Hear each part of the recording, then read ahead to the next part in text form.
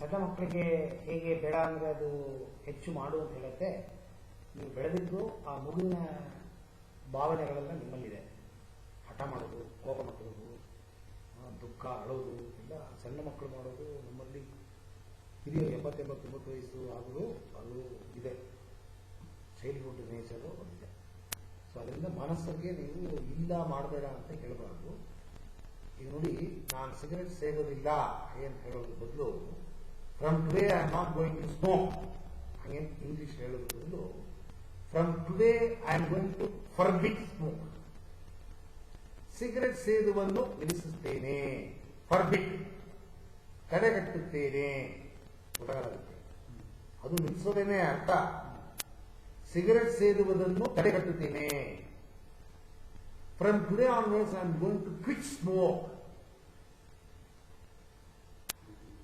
Cigarette ಸೇದುವುದನ್ನು ಬಿಡುತ್ತೇನೆ, ಮಾಡಬೇಡ ಅಂತ ಹೇಳಲ್ಲ, ಪಾಸಿಟಿವ್ ಆಗಿ ಬಿಡುತ್ತೇನೆ ಅದನ್ನು ರೆಕಾರ್ಡ್ ಮಾಡ್ಕೊಳ್ಳುತ್ತೆ. ಸೊ ಹಾಗೇ ನಿಮ್ಮಲ್ಲಿ ಏನು ಈ ಭಯ ಭೀತಿ ಅವಾಗ ಬರುತ್ತೆ.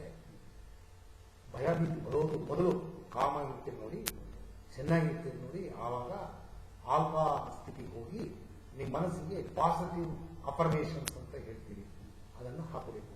ಹೇಗೆ?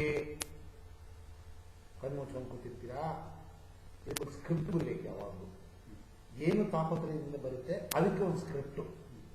ಸಿಗರೆಟ್ ಸೇರೋ ವಾಸನೆ ಕೆಲವರಿಗೆ ವಾಸನೆ ಆಗಲ್ಲ, ಬಂದ್ರೆ ಒಂಥರ ಗಾಬರಿ ಆಗೋಗುತ್ತೆ, ಏನೇನೋ ಆಗೋಗುತ್ತೆ. ಆದರೆ ನಿಮ್ಗೆ ಏನಕ್ಕೆ ಆಗುತ್ತೆ ಅಂತ ಅನ್ನೋದನ್ನು ತಿಳ್ಕೊಂಡು ಅದಕ್ಕೆ ತಕ್ಕಂತೆ ಸ್ಕ್ರಿಪ್ಟು. ಸಿನಿಮಾನಲ್ಲಿ ಹೇಗೆ ಒಂದು ಸೀನ್ ತೆಗೆಯೋದ್ರ ಮೊದಲು ಸ್ಕ್ರಿಪ್ಟ್ ರೆಡಿ ಮಾಡಿಕೊಂಡು ಆಮೇಲೆ ಆ ಸೀನ್ ತೆಗಿತಾರೆ, ಹಾಗೆ ಈ ಮಿದುಳಿಗೆ ನೀವು ಪ್ರೋಗ್ರಾಮ್ ಮಾಡಬೇಕು ಅಂತಂದ್ರೆ ಫಸ್ಟ್ ಒಂದು ಸ್ಕ್ರಿಪ್ಟ್ ಬರೀಬೇಕು. ಇದಕ್ಕೆ ಸ್ವಲ್ಪ ಕ್ರಿಯೇಟಿವಿಟಿ ಬೇಕು. ಈ ಪುಸ್ತಕ ನೋಡಿ ಕಾಪಿ ಹೊರಗೆಲ್ಲ ಮಾಡೋಕ್ಕಾಗಲ್ಲ. ಯಾಕೆಂದರೆ ಒಬ್ಬೊಬ್ಬರಿಗೆ ಒಂದೊಂದು ಸಮಸ್ಯೆಗಳು, ಅವರು ಸಮಸ್ಯೆಗೆ ತಕ್ಕಂತೆ ಸ್ಕ್ರಿಪ್ಟ್ ರೆಡಿ ಮಾಡಬೇಕು. ಅಫರ್ಮೇಷನ್ಸ್ ಅಂತ ಹೇಳ್ತೀವಿ. ಹಾಗಂದ್ರೆ ನಕಾರಾತ್ಮಕ ಚಿಂತನೆಗಳು. ಸಕಾರಾತ್ಮಕ ಅಂದ್ರೆ ಏನು? ಸಕಾರಾತ್ಮಕ ಅಂದ್ರೆ ಪಾಸಿಟಿವ್. ಸಕಾರಾತ್ಮಕ ಚಿಂತನೆಗಳನ್ನು ಫಸ್ಟ್ ಬರೀಬೇಕು ನೀವು. ಏನಂತ ಬರೆಯೋದು? ಹೆದರಿಕೆ ಅಂತನ್ನೋದು ನನ್ನ ಮನಸ್ಸಿನ ಭಾವನೆ. ಈ ಹೆದರಿಕೆಗಳು ಗೊತ್ತಿದ್ದೋ ಗೊತ್ತಿಲ್ಲದೇನೋ ಸಣ್ಣ ವಯಸ್ಸಲ್ಲಿ ಮಾಡಿರುವ ಸಣ್ಣ ಪುಟ್ಟ ಘಟನೆಗಳಿಂದ ನನ್ನ ತಲೆಯಲ್ಲಿ ರೆಕಾರ್ಡ್ ಆಗಿದೆ. ಈಗ ನಾನು ಬೆಳೆದು ದೊಡ್ಡವನಾಗಿದ್ದೇನೆ. ಆ ಸಣ್ಣ ವಯಸ್ಸಲ್ಲಿ ಆ ವಯಸ್ಸಲ್ಲಿ ಆಗಿರುವ ಭಯ ಈ ವಯಸ್ಸಲ್ಲಿ ಭಯ ಪಡುವ ಅವಶ್ಯ ಇಲ್ಲ. ನಾನು ಬೇಡದೇ ಇರೋ ಚಿಂತೆಗಳನ್ನು ಬೆಳೆಸಿಕೊಂಡು ನನ್ನ ಮನಸ್ಸನ್ನು ನಾನೇ ಹಾಳು ಮಾಡ್ಕೊತಿದ್ದೀನಿ. ಈ ಭಯಗಳು ನನ್ನ ಏನು ಮಾಡುವುದಿಲ್ಲ. ಈ ಭಯಗಳಿಂದ ನಾನು ನನ್ನ ನಕಾರಾತ್ಮಕ ಚಿಂತನೆಗಳನ್ನು ಬೆಳೆಸಿ ಸಕಾರಾತ್ಮಕ ಚಿಂತನೆಗಳನ್ನು ಯಾವಾಗಲೂ ಬೆಳೆಸ್ಕೊತೀನಿ. ಇದು ನಾನಾಗೆ ಮಾಡಿಕೊಂಡಿದ್ದು, ನಾನಾಗಿ ಕ್ರಿಯೇಟ್ ಮಾಡ್ಕೊಂಡಿರೋದು. ಇದನ್ನು ನಾನಾಗಿ ತೆಗೆಸಬಲ್ಲೆ. ನನ್ನಲ್ಲಿ ಶಕ್ತಿ ಇದೆ, ನಾನು ಬೆಳೆದಿದ್ದೀನಿ, ನನ್ನ ಬುದ್ಧಿ ಇದೆ, ಈ ಲೋಕವನ್ನು ನಾನು ಆಳಬಲ್ಲೆ. ನನ್ನ ಶಕ್ತಿಯಿಂದ 10 ಜನಗಳು ನನ್ನ ಹಿಂದೆ ಇರುವಾಗ ನಾನು ಮಾಡಿಕೊಳ್ಳಬಲ್ಲೆ. ನನ್ನ ತಾಕತ್ತಿದೆ, ಧೈರ್ಯವಿದೆ, ಸ್ಥೈರ್ಯವಿದೆ. ನನ್ನಲ್ಲಿ ಯಾರು ಒಳಗಡೆ ನುಗ್ಗಿ ನನ್ನ ಮನಸ್ಸನ್ನು ಹಾಳು ಮಾಡಲು ಸಾಧ್ಯವಿಲ್ಲ. ನನ್ನ ಮನಸ್ಸು ಹಗುರಾಗಿದೆ, ನನ್ನ ಮನಸ್ಸು ಕಾಮ್ ಆಗಿದೆ, ನನ್ನ ಮನಸ್ಸು ಯಾವ ತರಹದ ಚಿಂತನೆ ಇಲ್ಲದೆ ಕಾಮ್ ಆಗಿದೆ. ನನ್ನ ಮನಸ್ಸಿಗೆ ಭಯಭೀತಿಗಳು ಇಲ್ಲ. ಭಯಭೀತಿಗಳು ಆಗಿರುವ ಆ ಘಟನೆಗಳನ್ನು ನಾನು ದೂರ ಎಸೆದಿದ್ದೇನೆ. ಇನ್ನು ಮುಂದೆ ಈ ತರ ಘಟನೆಗಳು ಬಂದಾಗ ನನಗೆ ಧೈರ್ಯ ಜಾತಿ ತುಂಬಕ್ಕೆ ಹೊರತು ನನ್ನ ಈ ಅಧೈರ್ಯ ಏನು ಮಾಡೋದಿಲ್ಲ. ಈ ತರ ನೀವು ಪಾಸಿಟಿವ್ ಆಗಿ ಒಂದನ್ನು ಬರೆದು ನಿಮ್ಮ ಮೊಬೈಲ್ನಲ್ಲಿ ರೆಕಾರ್ಡ್ ಮಾಡಬೇಕು. ಕಿವಿಗೆ ಹಾಕೊಂಡು ಕೂತ್ಕೊಂಡ್ಬಿಡ್ಬೇಕು. ಒಂದು 10 ನಿಮಿಷ ಬರೋದ ಸ್ಕ್ರಿಪ್ಟ್ ರೆಡಿ ಮಾಡಿ ಮಾತಾಡ್ಬಿಟ್ಟು ಅದನ್ನು ಕಿವಿಗೆ ಹಾಕೊಂಡ್ಬಿಡಿ. ನೀವು ಕಣ್ಣು ಮುಚ್ಕೊಂಡು ಕೂತ್ಕೋಬೇಕು ಅಂತಾನೆ ಇಲ್ಲ. ಸ್ಕ್ರಿಪ್ಟ್ ರೆಡಿ ಮಾಡ್ಬಿಟ್ಟು ನೋಡ್ಕೊಂಡೇ ಓದ್ಬೋದು. ಸೌಂಡ್ ರೆಕಾರ್ಡ್ ಇದೆ ಅಲ್ವಾ, ಆ ಸೌಂಡ್ ರೆಕಾರ್ಡ್ ಮಾಡ್ಬಿಡಿ. ಮೆಮೊರಿ ಸಿಕ್ಕಿದ್ರೆ ನೀವು ಸುಮ್ಮನೆ ಇದ್ದಾಗಲ್ಲ ಅದನ್ನು ಹಾಕೊಂಡು ಕೇಳಿ. ಭಯ ಬರುತ್ತೆ ಅದನ್ನ ಅವಾಗ ಹಾಕೊಂಡು ಆ ಸ್ಕ್ರಿಪ್ಟಿನ ನೀವು ಒಂದು ಸತಿ ಬರೋದು ನನಗೆ ಮೈಲ್ ಮಾಡಿ. ನೀವು ಮಾಡಿರೋ ಸರಿನ ತಪ್ಪ ನಾನು ಹೇಳ್ತೀನಿ, ಆಮೇಲೆ ರೆಕಾರ್ಡ್ ಮಾಡ್ತೀನಿ. ಈಗ ಇಲ್ಲಿ ಕೂತು ಯೋಚನೆ ಮಾಡಿದ್ರೆ ಬರಲ್ಲ. ಕಟ್ಟಿಕೊಟ್ಟಿದ್ದ ಊಟ, ಹೇಳಿಕೊಟ್ಟಿದ್ದ ಪಾಠ, ಇವತ್ತು ದಿನ ಉಪಯೋಗಕ್ಕಿಲ್ಲ.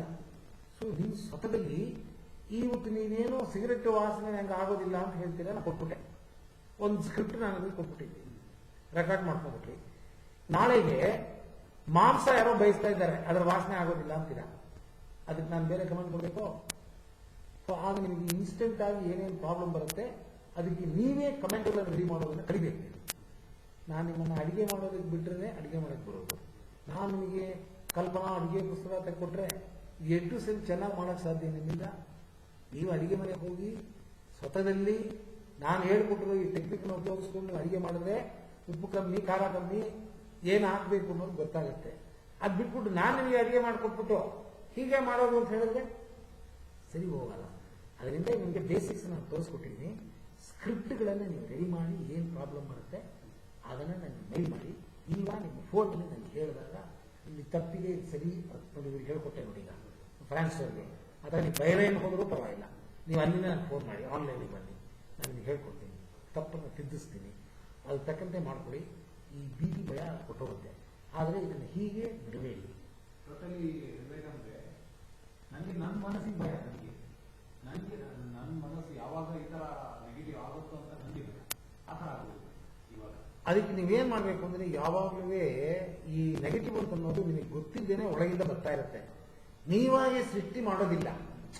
ನೀವು ನಾನು ಹೆದರ್ಕೋಬೇಕು ಅಂತ ಹೆದರ್ಕೊಳ್ಳಲ್ಲ, ಅದು ಒಳಗಿಂದ ಹುಟ್ಟಿ ಬರುತ್ತೆ ಹೊರಗಡೆ.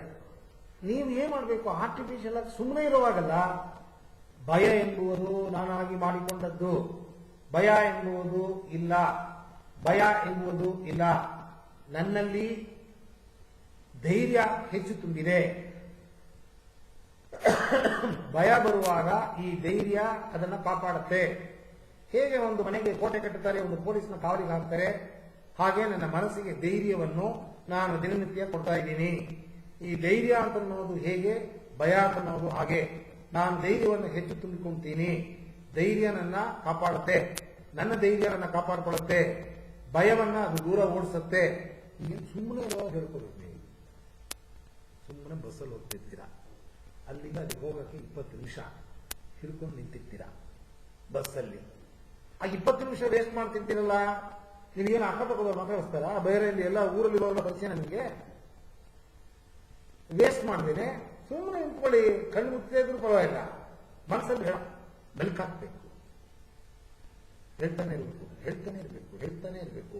ಅದೇನಾಗುತ್ತೆ ಅಂತಂದ್ರೆ ಒಂದಿನ ಗೊತ್ತಿಲ್ಲದೇನೆ ನಿಮ್ಮ ಕಣಗಳು, ಜೀವ ಕಣಗಳಲ್ಲಿ ಹೋಗಿ ರೆಕಾರ್ಡ್ ಆಗುತ್ತೆ. ಜೀವ ಕಣಗಳಿಗೆ ರೆಕಾರ್ಡ್ ಆಗುತ್ತಂದ್ರೆ ನೀವು ನಿದ್ದೆ ಮಾಡಿದಾಗ, ಕೂತಾಗ, ಎದ್ದಾಗ ಹೇಗೆ ಈ ತಪ್ಪು ಕಲ್ಪನೆಗಳು ಬರುತ್ತೆ, ಹಾಗೆ ಒಳ್ಳೆ ಕಲ್ಪನೆಗಳು ರೆಕಾರ್ಡ್ ಆಗುತ್ತೆ. ಇದ್ರ ಸೀಕ್ರೆಟೇ ಅಷ್ಟು. ಇದು ಪದೇ ಒಳಗಡೆ ಇರೋದು ಹಿಂಗೆ ಮೆಲ್ಕಾಕತ್ತೆ. ಆರ್ಟಿಫಿಷಿಯಲ್ ಆಗಿ ನೀವೇನು ತಲೆ ತುಂಬ್ತಾ ಇರ್ತೀರಾ, ಅದು ಗೊತ್ತಿಲ್ಲದೇನೆ ಮೆಲ್ಕಾಗಕ್ಕೆ ಸ್ಟಾರ್ಟ್ ಆಗೋಗುತ್ತೆ. ಕೊನೆಗೆ ಅದಕ್ಕೆ ನೀವು ಗುಲಾಮರಾಗೋಗ್ತೀರಾ. ಪಾಸಿಟಿವ್ಗೆ ಗುಲಾಮ ಆದ್ರೆ ಒಳ್ಳೇದಾಗುತ್ತೆ, ನೆಗೆಟಿವ್ಗೆ ಗುಲಾಮ ಆದ್ರೆ ಕೆಟ್ಟದಾಗುತ್ತೆ. ಸೊ ಇದನ್ನು ನೀವು ಬದಲಾಯಿಸ್ಕೋಬೇಕು. ಇದು ನಿಮ್ಮ ಪ್ರಯತ್ನದಿಂದ ನೀವು ಸರಿಪಡಿಸ್ಕೋಬೇಕೇ ಹೊರತು ಅದನ್ನೇ ಹೇಳೋದು ತಿರುಗಿ ಹೇಳಿಕೊಟ್ಟಿದ್ದ ಪಾಠವು, ಕಟ್ಟುಕೊಟ್ಟಿದ್ದ ಊಟವು ಹೆಚ್ಚು ದಿನ ಬರೋದಿಲ್ಲ. ಊಟ ಹೆಚ್ಚು ದಿನ ಇಟ್ಕೊಂಡ್ರೆ ಅಳಿಸೋಗುತ್ತೆ, ಪಾಠ ಹೆಚ್ಚು ದಿನ ಹೇಳ್ಕೊಳಕ್ಕೆ ಸಾಧ್ಯವಿಲ್ಲ. ಹೇಳ್ಕೊಟ್ಟಿದ್ದು ಇವತ್ತಿನ ಪಾಠ ಇವತ್ತು, ನಾಳೆ ಪುಸ್ತಕ ಒಂದು ಪಾಠ ಬರಬೇಕಂದ್ರೆ ನೀವೇ ಓದಬೇಕಾಗುತ್ತೆ, ನಾನು ಹೇಳ್ಕೊಳಕ್ಕೆ ಸಾಧ್ಯವಿಲ್ಲ. ಅದರಿಂದ ಸ್ವತಃ ನೀವು ಇದಕ್ಕೆ ಪ್ರಯತ್ನ ಹಾಕಿದಾಗ ಖಂಡಿತವಾಗಿ ಇದು ಸಕ್ಸಸ್ ಆಗುತ್ತೆ. ಇದು ದೊಡ್ಡದರ ಇರುತ್ತೆ, ಬೇಕಾದ ಜನರು ಹೊರ ಬಂದಿದ್ದಾರೆ. ಹಂಗೂ ನಿಮಗೆ ಇಷ್ಟೆಲ್ಲ ಮಾಡಿನೂ ನಿಮ್ಮ ಕೈಯಲ್ಲಿ ಆಗಲಿಲ್ಲ ಅಂತಂದ್ರೆ ನೀವು ಆನ್ಲೈನಲ್ಲಿ ನನಗೆ ಅಡ್ವಾನ್ಸ್ ಆಗಿ ಹೇಳಿ ಇಂಥ ಟೈಮಿಗೆ ಬನ್ನಿ ಅಂತ ಹೇಳಿ ಬುಕ್ ಮಾಡ್ಕೊಂಡು ನೀವು ಬಂದಾಗ ಅದಕ್ಕೆ ಅಂತ ಒಂದು ಟೈಮ್ ಕೊಡ್ತೀನಿ, ಬಂದಾಗ ನೀವು ಕರೆ ಮಾಡಿ. ಖಂಡಿತವಾಗೂ ನಾನು ನಿಮಗೆ ಪ್ರೋಗ್ರಾಮ್ಸ್ ಆನ್ಲೈನೇ ಹೇಳ್ಕೊಡ್ತೀನಿ ಇನ್ಸ್ಟೆಂಟ್ ಆಗಿ. ನೀವು ರೆಕಾರ್ಡ್ ಮಾಡ್ಕೊಬಿಡಿ, ನಾನು ಮಾತಾಡೋವಾಗ ಮಾಡಿದೆ ಅದನ್ನ ನನ್ನ ಮಾತು ಸ್ಟಾರ್ಟ್ ಆದಾಗಲೇ ನೀವು ಆನ್ ಮಾಡಿ ರೆಕಾರ್ಡ್ ಆಗಿಬಿಡ್ತೀವಿ. ಸುಮ್ಮನೆ ಅವರೆಲ್ಲ ಹಾಕೊಂಡು ಕೇಳಿ. ಇನ್ನು ನನ್ನ ಆಲ್ಫಾ ಧ್ಯಾನದ ಬಗ್ಗೆ ಸುಮಾರು ವಿಡಿಯೋ ಹಾಕಿದ್ದೀನಿ, ಅದು ನೋಡಿದ್ದೀರಾ? ಅಟ್ಲೀಸ್ಟ್ ಸ್ವಲ್ಪನಾರು ಒಂದು ಧೈರ್ಯನ ಕೊಡುತ್ತೆ ನಿಮಗೆ. ಇವಾಗ ಅದೇ ನಾನು ಮುಂಚಿನ ತರ ಇಲ್ಲ, ಒಂದು ವರ್ಷದಿಂದ ತುಂಬಾನೇ ಆಗ್ತಾ ಇದೆ. ತುಂಬಾ ಚೇಂಜ್ ಆಗಿದ್ದೀರಾ, ತುಂಬಾ ಚೇಂಜ್ ಆಗಿದ್ದೀರಾ. ಬರೀ ವಿಡಿಯೋಗಳೇ ಕೆಲಸ ಮಾಡುತ್ತಲ್ಲ. ಆಮೇಲೆ ನಾನು ಧ್ಯಾನ ಸ್ಟಾರ್ಟ್ ಮಾಡಿದ್ದೀರಾ? ಓ ಸಂತೋಷ. ಧ್ಯಾನ ಮಾಡ್ತಾ ಇದ್ದೇನೆ. ಆಮೇಲೆ ಪ್ರಾಣಾಯಾಮ ಅಂದ್ರೆ ನನಗೆ ಮುಂದಿನ ಅಲರ್ಜಿ ಪ್ರಾಬ್ಲಮ್. ಬೆಳಿಗ್ಗೆ ಎದ್ದಾಗ ಸಾಧ್ಯವೇ ಇಲ್ಲ. ಏನೇನು ಮಾಡಿದ್ರು ಸೀನ್ ಬರುತ್ತೆ, ಈ ಕಡೆ ಬಂದವರು ಬಂದಾಗ ಒಂದ್ ಸೈಡ್ ಬಂದು ಸೀನೇನು ಇಲ್ಲ. ಇವಾಗ ನಿಂತೋಗ್ಬಿಟ್ಟಿದೆ, ಹೈಡ್ರೋಥೆರಪಿ ಅಂತ ಹೇಳಿದ್ರು. ಮಾಡಿ ಅದ್ರ ನಂತರ ಮಾಡುವುದು ಬಿಟ್ಟು ಅದ್ರ ನಂತರ ಪ್ರಾಣಾಯಾಮ ಒಂದೊಂದ್ಸಲ ಪದಕ್ಕಿಂತ ಒಂದೊಂದ್ಸಲ ಆಗ್ತೇವೆ. ಆದ್ರೆ ಇವಾಗ ಧ್ಯಾನದಲ್ಲಿ ನನಗೆ ಒಂದು ನೆಲೆ ಸಿಕ್ಕಿದೆ. ಯಾವ್ದಾರ ಹೋಗ್ಬೇಕು ಅಂತ ಆಲ್ಫಾ ಸ್ಟೇಜ್ಗೆ ಹೋಗ್ಬೇಕಂತ. ಆಲ್ಫಾ ಸ್ಥಿತಿ ಅಂದ್ರೆ ಏನು ಅನ್ನೋದನ್ನ ಕಂಡಿಡ್ಕೊಂಡ್ಬಿಟ್ರಿ. ಅದು ದಿನ ಹೋಗಕ್ಕೆ ಸಾಧ್ಯ ಇಲ್ಲ. ಯಾವಾಗಲೂ ಹೋಗ್ಬೇಕಂತ ಹೋಗ್ಬಿಡ್ತೀನಿ ನಾನು. ಹೋಗ್ಬಿಟ್ಟು ಪುನಃ ವಾಪಸ್ ಬರ್ತೀನಿ, ಪುನಃ ಹೋಗ್ತೇನೆ. ಆತರ ಆಗ್ತಾ ಇದೆ, ಅಭ್ಯಾಸ ಆಗುತ್ತೆ. ಆಮೇಲೆ ಇಲ್ಲ ನೀವು ಒಂದ್ಸತಿ ಅದನ್ನ ಮುಟ್ಬಿಟ್ಟು ಅದ್ರ ರುಚಿ ನೀವು ತೋರಿಸ್ಕೊಟ್ಬಿಟ್ರೆ ಪದೇ ಪದೇ ಪದೇ ಪದೇ ಪದೇ ಆಲ್ಫಾ ಹೋಗ್ಬೇಕು ಅಂತ ನಿಮ್ ಮನಸ್ಸು ಹೇಳ್ತಿರುತ್ತೆ. ಯಾಕಂದ್ರೆ ಅದು ಒಂಥರ ನಿಶಬ್ದ ಬ್ಯಾಂಕ್ ಹೋಗ್ತೇನೆ. ಜಾಸ್ತಿ ಹೊತ್ತು ಇರಕ್ಕಾಗಲ್ಲ. ಒಂದು ಸೆಕೆಂಡ್ ಅಂದ್ರೆ 4 ಸೆಕೆಂಡ್. ಅದಕ್ಕೆ ಏನ್ ಮಾಡ್ಬೇಕು ಅಂತಂದ್ರೆ ಎಷ್ಟು ಟೈಮ್ ಕೂತ್ಕೋತೀರಾ ಧ್ಯಾನಕ್ಕೆ? ಒಂದು ಅರ್ಧ ಗಂಟೆ ಒಳಗೆ ಮುಗಿಸ್ಬಿಡ್ತೀರಾ. ಅದಕ್ಕೆ ಫ್ರೀಕ್ವೆನ್ಸಿ ಜಾಸ್ತಿ ಮಾಡಬೇಕು. ಹಾಗಂದ್ರೆ ಯಾವಾಗ ನೀವು ಆ ಬ್ಲ್ಯಾಂಕ್ ನೀವು ಸಿಕ್ಬಿಡ್ತು, ಆ ಬ್ಲ್ಯಾಂಕ್ ಸ್ವಲ್ಪ ಹೆಚ್ಚು ಕಾಲ ನೀವು ಕೂಡಬೇಕು ಅಂತಂದ್ರೆ ಸ್ವಲ್ಪ ಈ ಫ್ರೀಕ್ವೆನ್ಸಿನ ಜಾಸ್ತಿ ಮಾಡಬೇಕು. ಈಗ ಬೆಳಗ್ಗೆ ಕೂತ್ರಿ, ಮಧ್ಯಾಹ್ನ ಟೈಮ್ ಸಿಕ್ತು, ಒಂದ್ಸತಿ ಮಧ್ಯಾಹ್ನ, ಸಂಜೆ ಸಿಕ್ತು, ಒಂದ್ಸತಿ ಸಂಜೆ. ಅಲ್ಲಿ ಒಂದು ದಿವಸದಲ್ಲಿ ಜಾಸ್ತಿ ಸಮಯ ನೀವು ಕೂರಕ್ಕೆ ಸ್ಟಾರ್ಟ್ ಮಾಡಿದಾಗ ಬ್ಲ್ಯಾಂಕ್ ನ ಪೀರಿಯಡ್ ಜಾಸ್ತಿ ಆಗುತ್ತೆ. ಸೊ ಆಲ್ಫಾ ಸ್ಥಿತಿ ಹೆಚ್ಚಾಗಿ ಹೋಗುತ್ತೆ, ಚಿಂತೆ ಬಂದು ಕಡಿಮೆ ಆಗುತ್ತೆ. ಇವಾಗ ಏನಾಗಿದೆ ಅಂದ್ರೆ ಒಂದು ಸ್ವಲ್ಪ ಕಾಡು ಪ್ರದೇಶ ಏನೋ ಸೈಲೆಂಟ್ ಏರಿಯಾ ಇದೆ, ನಮ್ಗೆ ಅಲ್ಲಿ ಕುತ್ಕೊಂಡು ಬಿಡೋಣ ಅಂತ. ನೀವಿರೋದು ಸಿಟಿಲಿ ಇದ್ದೀರಾ, ಹೊರಗಡೆ ಇದ್ದೀರಾ? ಹಳ್ಳಿ ಕಡೆ. ಅಲ್ಲಿ ಬೈರನಲ್ಲಿ ಅಲ್ಲ ಅಲ್ಲ, ಇಲ್ಲಿ ಬಾರಿನಲ್ಲಿ ಹಂಗೆ ಅಲ್ಲ. ಇಲ್ಲಿ ಬಿಡಿ, ನಿಮ್ಮ ಬೈರನ್ನಿಂದ ಪರ್ಮನೆಂಟ್ ಆಗಿರೋದು. ಅಲ್ಲಿ ಯಾವ ಜಾಗ? Town, city. ಸಿಟಿನಲ್ಲಿ ಈ ತರದ ನ್ಯಾಚುರಲ್ ವಾತಾವರಣ ಸಿಗಲ್ಲ. ರೂಮಲ್ಲೇ ಮಾಡಬೇಕು. ಅದು ಒಂಟಿ ಇಲ್ಲ ಅಂದ್ರೆ ಬೇರೆಯವ್ರ ಜೊತೆ ಇದ್ದೀರಾ ನೀವು. ಅವರು ತೊಂದರೆ ಆಗಲ್ಲ ನಿಮಗೆ. ಪರವಾಗಿಲ್ಲ, ನೀವು ಧ್ಯಾನ ಕಂಟಿನ್ಯೂ ಮಾಡೋದನ್ನೇ ಮನಸ್ಸು ಶಾಂತಿ ಆಗುತ್ತೆ. ಈ ನೆನಪು ಅನ್ನೋದು ಏನು ಅಂತಂದ್ರೆ ಎರಡಿದೆ. ಒಂದು ನೆನಪು, ಕನಸು. ಕನಸು ಅನ್ನೋದು ಏನು ಅಂದ್ರೆ ನೆನಪಿನ ಇದು. ಈ ಕನಸು ಏನು ಬರುತ್ತೆ ಅಂತಂದ್ರೆ ನಿಮ್ಗೆ ಎಲ್ಲಿ ಆಸೆಗಳು ಪೂರೈಸಿರೋದಿಲ್ಲ, ಆ ಆಸೆಗಳನ್ನ ಪೂರೈಸಿಕೊಳ್ಳೋದಕ್ಕೆ ಕನಸಾಗಿ ಬರುತ್ತೆ. ಅದು ಒಂದು. ಇನ್ನೊಂದು ಈ ಯೋಚನೆಗಳು ಬರ್ತಾ ಇರುತ್ತೆ ನೋಡಿ, ಅದು ಸಹ ನಿಮ್ಮ ಒಳಗಿನ ಭಾವನೆಗಳು ಏನಿದೆ ಹೊರಗೆ ಬರುತ್ತೆ. ಅದನ್ನು ಪೂರೈಸುವಂತೆ ಕೇಳ್ಕೊಳ್ತೆ, ನಿಮ್ಮನ್ನ ರಿಕ್ವೆಸ್ಟ್ ಮಾಡ್ಕೊಡುತ್ತೆ. ಸೊ ಅದಕ್ಕೆ ಉಪಶಮನ ನೀವು ಕಮೆಂಟ್ ಕೊಡಬೇಕು. ದನದ ಮಾಂಸ ತಿನ್ನಬೇಕು, ದನದ ಮಾಂಸ ತಿನ್ನಬೇಕು ಅಂತ ಕಮೆಂಟ್ ಕೊಡುತ್ತೆ. ದನದ ಮಾಂಸ ತಿಂದ್ಬಿಟ್ಟೆ ಅನ್ಬೇಕು, ತಿನ್ನಬಾರ್ದು. ಅರ್ಥ ಮಾಡ್ಕೊಳ್ಳಿ. ಅದಕ್ಕೆ ನಿಮ್ಮ ಮಾತಿಂದನೇ ಆಹಾರ ತರ ಕೊಪ್ಪಬೇಕು. ನಿಮಗೆ ಹೊಟ್ಟೆ ಹಸಿ ಆಗೋದಿಲ್ಲ, ಹೊಟ್ಟೆ ಹಸಿ ಕಮ್ಮಿ ಆಗೋಗಿದೆ, ಮೊದಲಷ್ಟು ಹೊಟ್ಟೆ ಹಸಿ ಇಲ್ಲ, ಈಗ ಹೊಟ್ಟೆ ಹಸಿ ಈಗ ಸಮಾಧಾನವಾಗಿದೆ, ಆ ಹಸಿರೋದು ಸಮಾಧಾನ ಆಗಿದೆ. ಈಗ ನಾನು ನಿಮಗೆ ಒಂದು ಲೋಟ ನೀರು ಕೊಟ್ಟೆ, ಆ ನೀರನ್ನು ಕುಡಿದ ತಕ್ಷಣ ನಿಮ್ಮ ಹಸಿ ಕಡಿಮೆ ಆಗೋಯ್ತು. ನೋಡಿದ್ರೆ ಕಡಿಮೆ ಆಗೋಗುತ್ತೆ. ಬೆನ್ನು ಮುರಿ ನೋವು ಅಲ್ಲಿ ಆಸ್ಪತ್ರೆಗೆ ಹೋಗ್ಬಿಟ್ಟು ನಿಮ್ಮ 4ನೇ ಮೂಳೆ ನೋವಾಗಿದೆ, ಆ ನೋವಾಗಿರೋ ಜಾಗದಲ್ಲಿ ನಿಮ್ಮ ಮನಸ್ಸನ್ನು ಇಟ್ಟಿದ್ದೀರಾ. ಈಗ ನೋವು ಕಡಿಮೆ ಆಗ್ತಿದೆ, ನೋವೇ ಇಲ್ಲ. ಎಲ್ಲ ಮನಸ್ಸು